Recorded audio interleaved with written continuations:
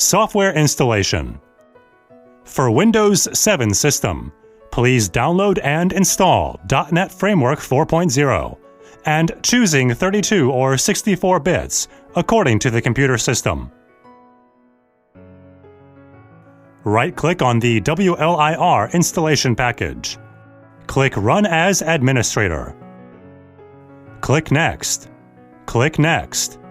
Click I agree to the license terms and conditions. Install. Close.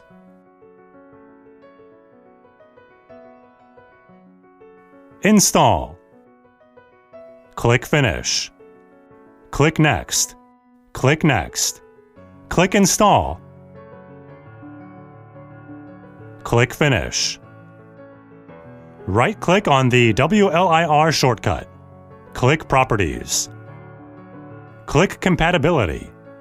Click Run this program as an administrator. Apply. OK. Open WLIR software. The software installation was successful. USB driver installation.